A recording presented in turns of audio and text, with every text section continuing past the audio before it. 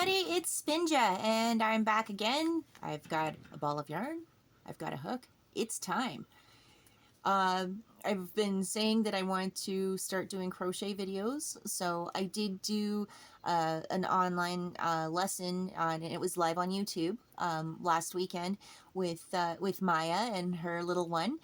And so this is just a follow-up. This is exactly what we did with Maya, but I'm just going to condense it into a lesson, and it'll be shorter. I do encourage you to watch the video though, because she does have some very good questions. So if you are interested in deep diving the beginnings of crocheting, I would absolutely encourage you to check that one out.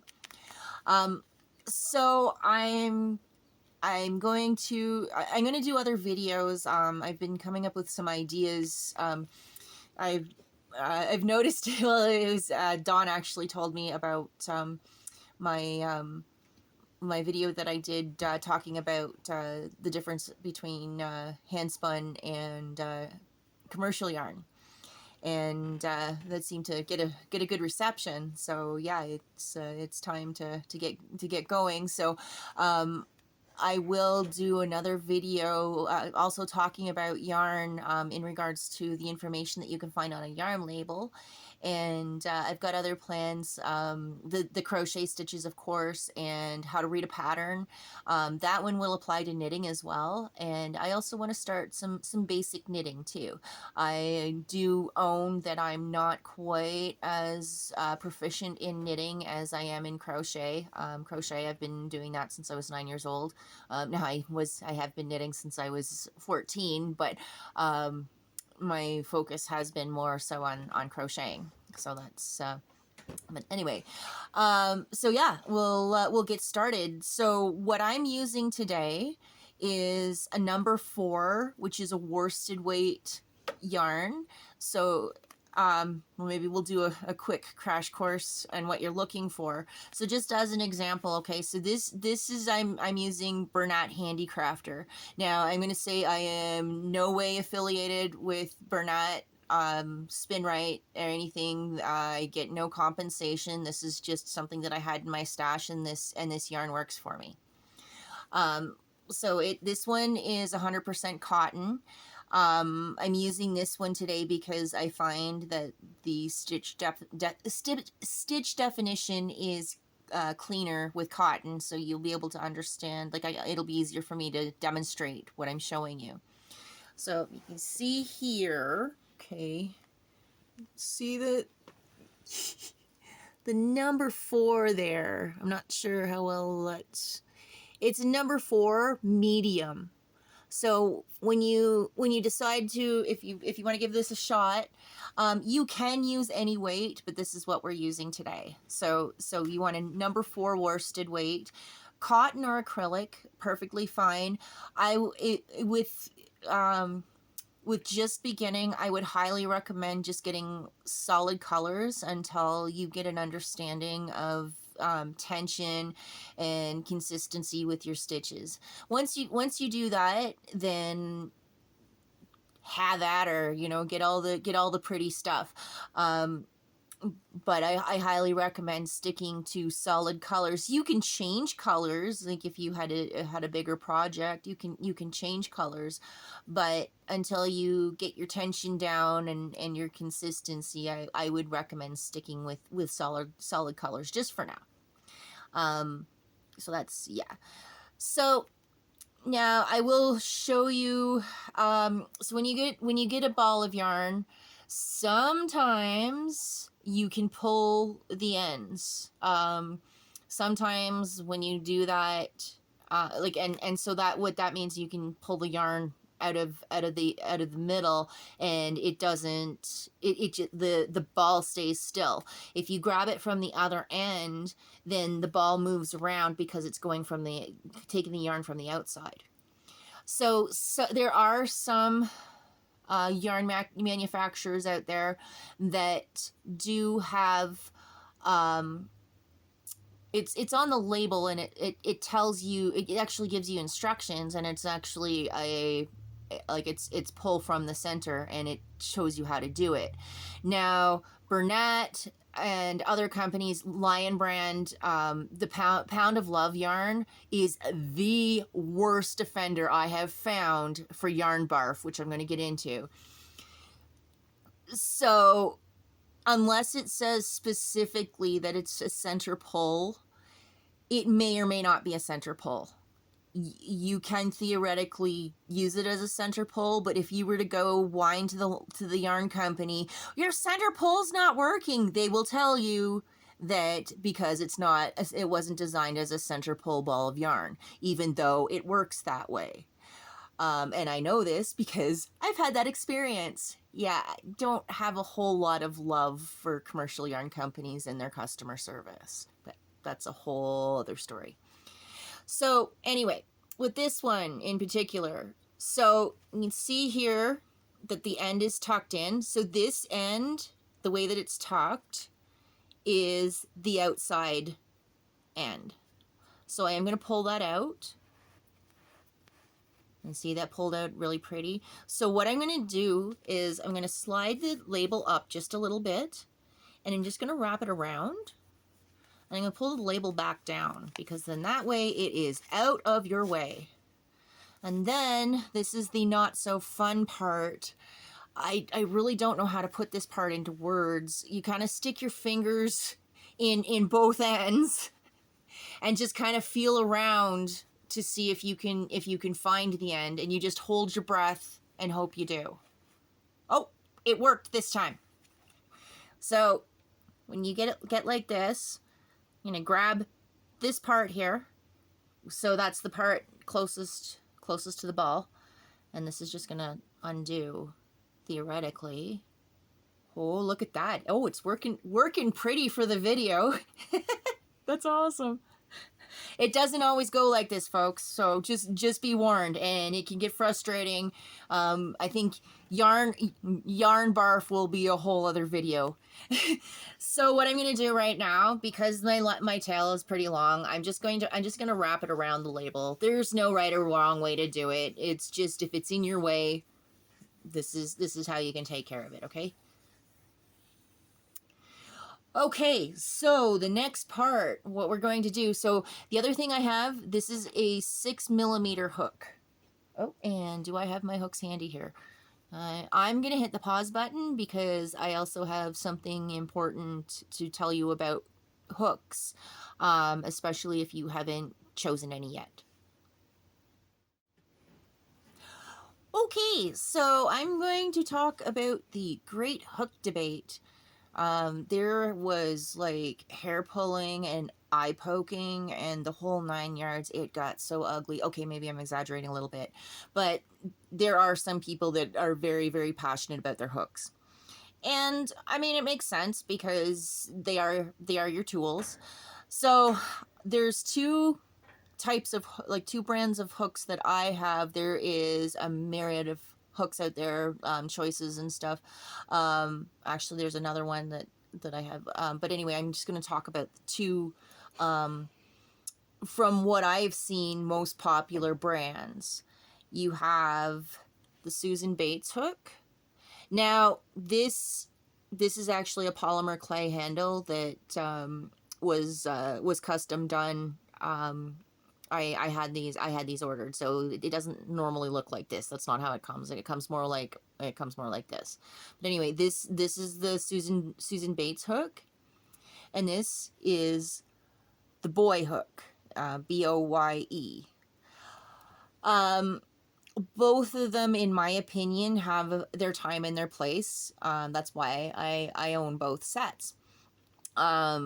This one is actually my favorite hook. This actual hook is my favorite hook.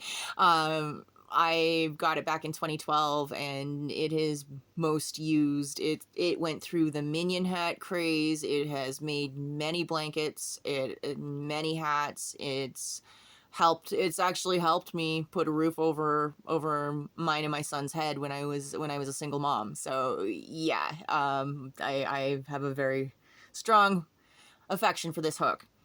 So the difference from what I see is, you can see, okay, the boy hook has more of a point. It's more tapered than what the Bates hook is. There's also, with the Bates, there's a deeper groove here. Let me see how that's deeper. So it is a matter of personal preference. This one works for me for the most part. Now, the advantage to the boy hook with having the more taper top is when you get doing stitches where you're working into the chain or the back loops or front loops, and that will come down the road, and I will be more than happy to explain it, but just at this point, smile and nod if you don't know what I'm talking about. The boy hook would be your best bet if you're going to be doing a lot of work with front loop only, back loop only.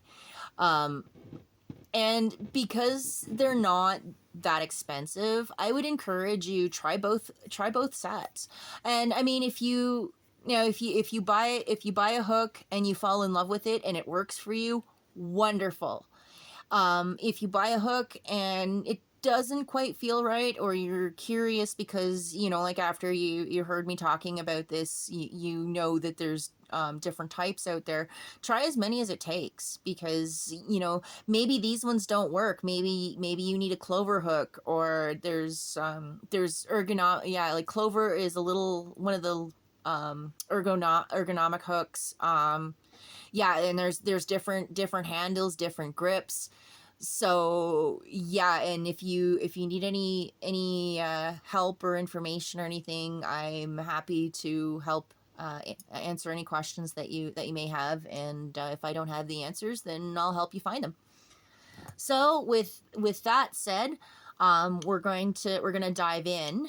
So a couple of things that I would really like you to understand and hang on to with this whole process. First of all, expect to rip your workout. In crocheting, we call that frogging, because you rip it, rip it, rip it. It can be disheartening and frustrating, but it's worth it. Now, sometimes you can fudge it and hide the mistake, and make it pretty. I mean, I do it all the time. Post stitches are especially forgiving, and you'll know what I mean down the road. But there are times where, like, if your stitch count is off, or you placed a stitch in a wrong spot, then unfortunately you do need to rip it out. So that's something I want you to be aware of, that it's part of the package. If like, don't expect to be perfect. I've been crocheting longer than I care to talk about. Like, we're talking decades, and I still have to rip out my work. So just know it is a thing. It is totally normal. So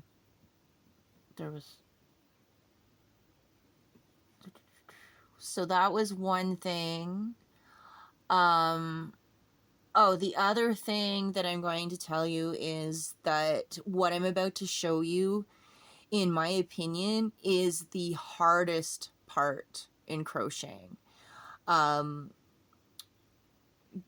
mean, as far as teaching, definitely trying to find the words. So we're going to be doing the slip knot, the chain, and the single crochet. And I think the slip knot and the slip knot is challenging. The chain is easy, but doing a single crochet into the chain can be challenging and can be frustrating. So I want to warn you there. So go in knowing that you might have to frog it, and know that it's perfectly normal. And this is something that I really hope it's not a frustrating process. I hope that I can explain it to you well enough that I can get through to you. But also know that this is the most challenging part, because, like, once you learn the stitches, most of its placement. And so yeah, without further ado, I will show you the slip knot, and then we'll go on to the chaining, and then we'll carry on to a single crochet.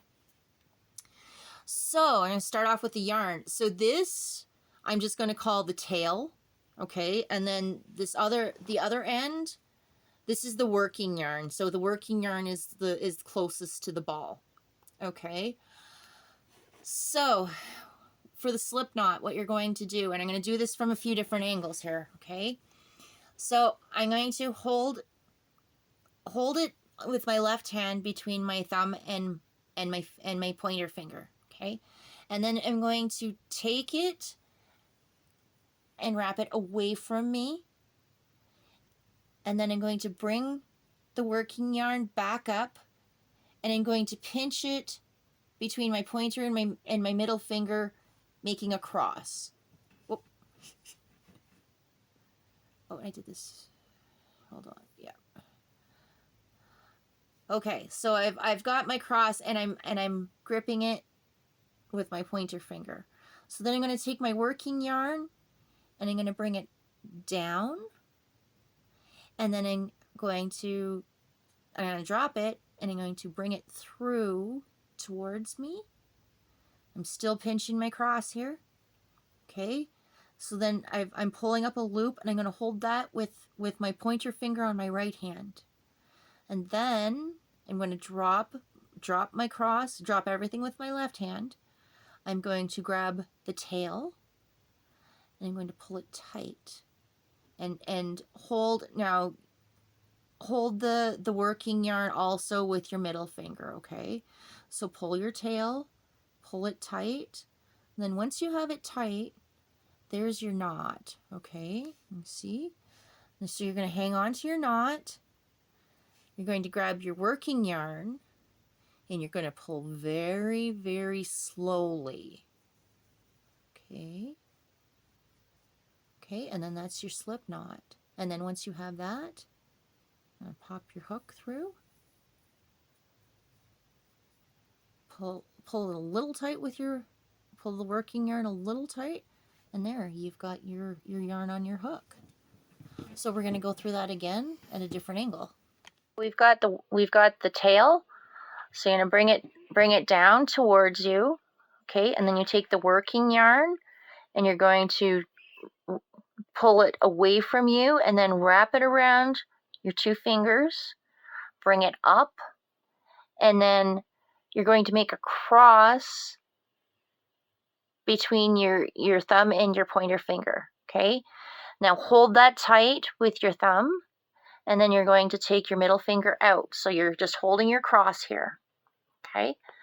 And then you're going to drop your working yarn to the middle, okay? And then you're going to take your pointer finger on your right hand and pull it through this loop that you already made, okay? You're going to pull it through and then pull it up. And then you're going to pinch with your thumb, okay? And then you're going to drop the tail and drop the cross with your left hand. You're going to grab the tail, and you're going to pull. Now hold this tight, okay? And just keep pulling until it's nice and tight, okay? And then you're going to take your left hand, your thumb and your pointer finger, you're going to grab your knot, and then with your right hand, you're going to drop the loop, you're going to grab the working end, pull it, don't pull it too fast, okay? Pull it to about here, put your hook in, okay? And then with your left hand, you're going to grab the working yarn and pull, and make sure that you don't pull it too tight. Okay, so the next step is we're going to make a chain. So, as I was taught, and I was 9 years old, my mom got a little frustrated with me, so we'll leave out part of the commentary. She she taught me right off the hop about how important tension is. So I'm going to share this with you. I'm not going to be as militant as she was. May you rest in peace, Mom. But there's a reason why she was, and I absolutely appreciate and love her for it. So I will show you how she showed me in regards to holding the yarn and with the tension. There are other ways, absolutely other ways to hold the yarn, and there might be other ways that are more comfortable for you. I'm going to tell you, there's no right or wrong way to do it. That's my experience. So, but I will share with you what my mom taught me. Okay, so with your left hand, you're going to bring the yarn forward. So you're going to bring it from the back, from the front of your hand to the back of your hand. Okay, and then you're going to wrap it around your baby finger. Okay, and then you're going to go over your ring finger, under your middle finger, over your pointer finger, and then you can grip with your pinchers there.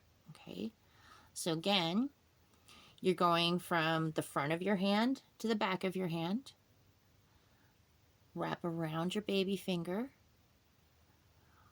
over your ring finger, under your middle finger, over your pointer finger, and pinch. And that's, now there are times when I will just do that, like I'll just drop the baby finger. It depends on the project and your comfort level. So the next thing I'm going to show you is the chain stitch. So I'm going to encourage you to practice the slip knot, practice the chain stitch, and practice ripping it out, because there's actually something satisfying about it. Okay, so I've got my yarn in my left hand here. I've got my hook in my right. I'm going to put my yarn over my hook, going from, so I'm going to say from back to front. Okay, so back is towards you, front is away from you. Okay, and then I'm going to pull it through the first loop that we made, and still keeping the loop on your hook. Okay, and that's your first chain. So again, it's going to go over from front to back, or from back to front, and then through the loop. Okay, over, grab it, and through. Over,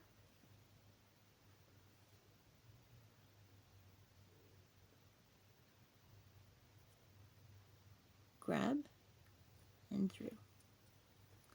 And then eventually you'll end up going like this.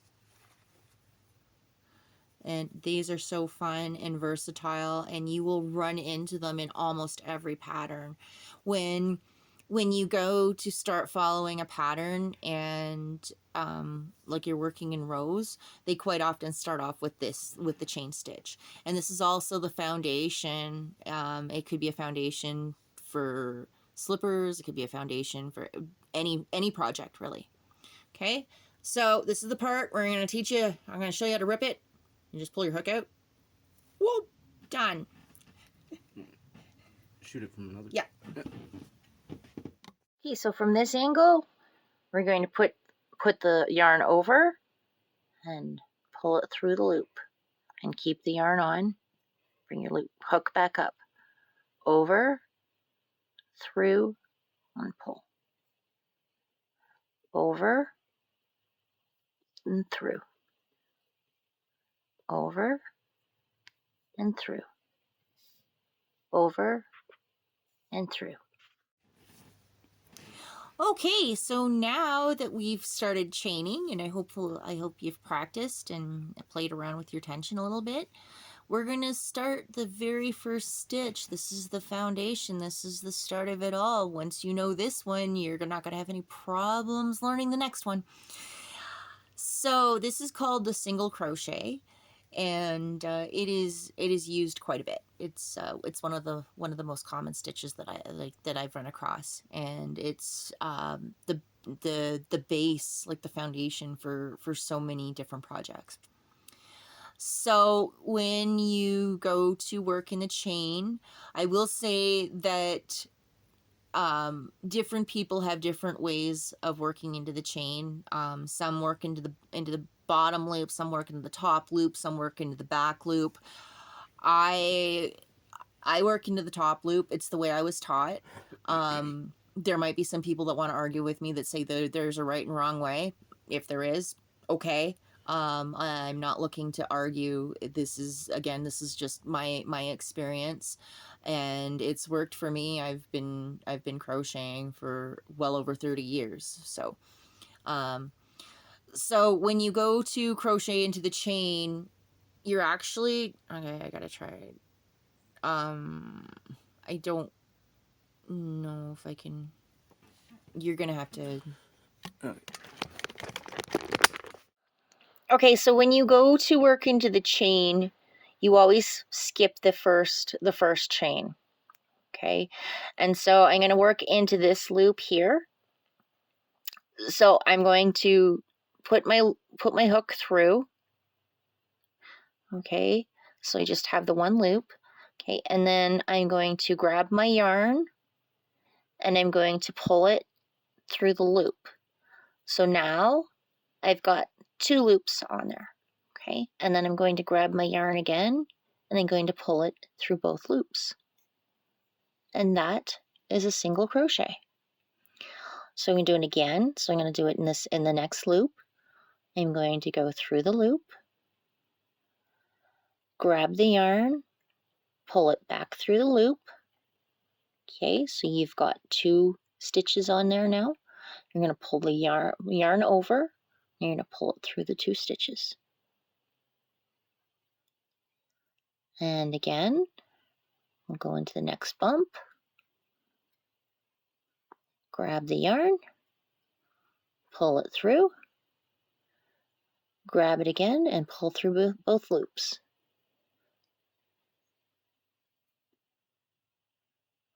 One more time, through the loop, grab the yarn, back through the loop,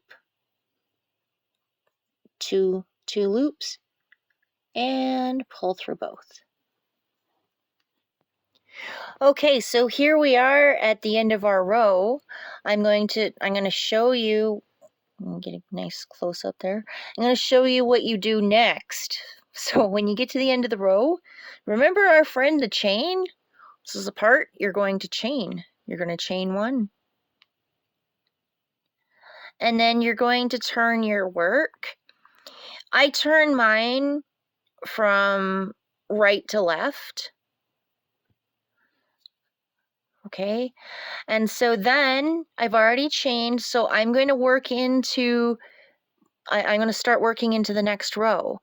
Now, depending on the pattern, this is considered the first stitch. Some patterns consider this the first stitch, and some consider this the base stitch. So I'm just going to tell you, go by the pattern. Okay, so I'm going to work into the base stitch.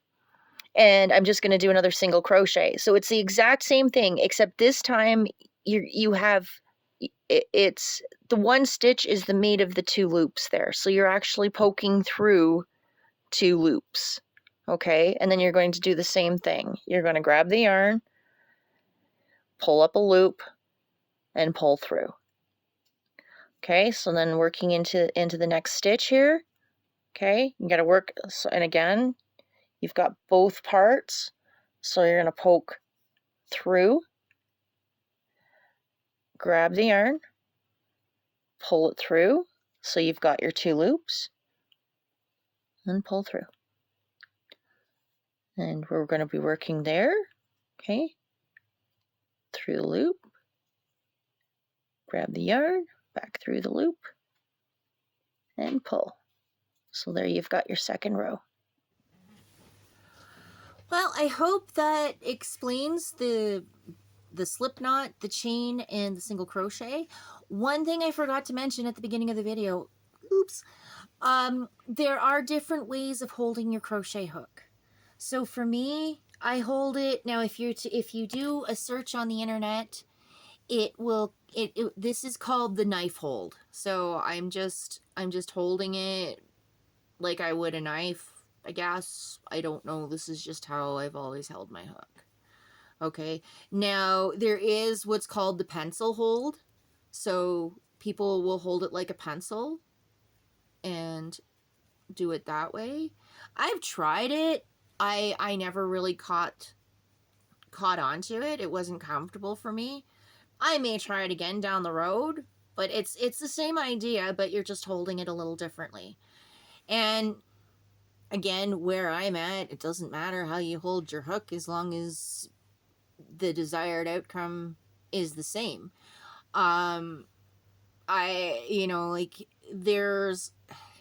There's a lot of people of the belief that you have to do it a certain way and all that, and hold this a certain way and hold that a certain way, and that may be true. And and there's always reason for it. It's the same like with the tension thing that I showed you that my mom was so strict about. I'm glad that she was, because it helped me understand tension, and it's made for a lot less heartache. So anyway, I hope that this video has been helpful. I plan on continuing the series. So this was the single. I think maybe the next video I'll do half, double, double, possibly triple. Basically, once you have the idea of the basic and the double, it's pretty smooth sailing. So yeah, I hope I've answered your questions. I hope that you were able to pick up a new tip from me. And I do encourage you to watch as many different crochet videos as you can, because the way that I do it is not the only way. So if my way is not gelling with you, then absolutely go watch other videos. Watch as many as you can. That's how I approach it. I mean, I have my favorite designers, and I have my favorite go-to video people, but I don't just stick to them. I think everybody adds value, and like maybe the way that I show it doesn't work for you, but maybe the way somebody else does, just magic happens and the light switches on. So anyway, that's about all for now. You can find me on Facebook, Instagram. I'm not on there as much, and of course here on YouTube. I've got some interviews coming up, so if you want to stay tuned, I'm kind of keeping things. I've got my yarny stuff, and then I've got my awakening, eye-opening newbie stuff going on. So if that doesn't jive with you, then just stick with the fiber stuff. If anyway. I also have plans to do another spinning video, and if there's anything you'd like to see, any requests, leave it in the comments. I'm also contemplating doing a live, like another live. I'm not sure when yet, so keep an eye on the community tab. I know last weekend was short notice. It was just kind of I had time, Maya had time, so we've been trying to do that for months. So anyway, yeah, Facebook and like the community tab on YouTube is probably the best way. And if you have a chance, if you're into the paranormal and weird stuff, definitely check out my interdimensional exit buddies channel, March 4th Productions, Don Rogers. And he's the one. I wouldn't be able to do this without him. So anyway, I hope you guys have a great day.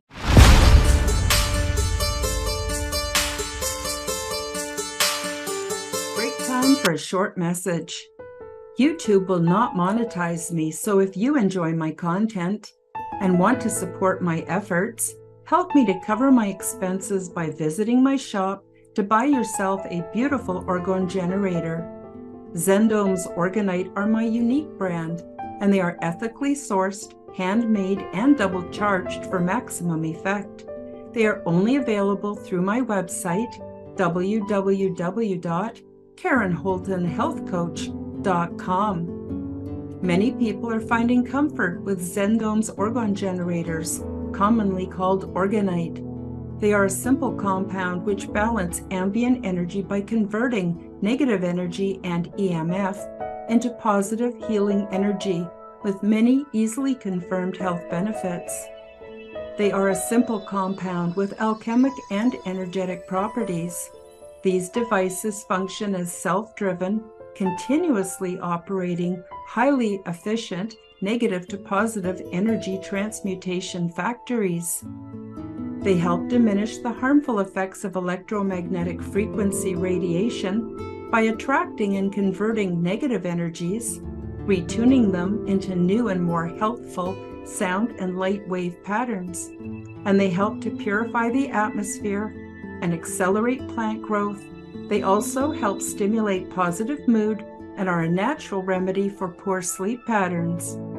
When Orgonite is within range of any corded or wireless electronic device, it will efficiently and continuously transform that energy into orgone as it is being transmitted.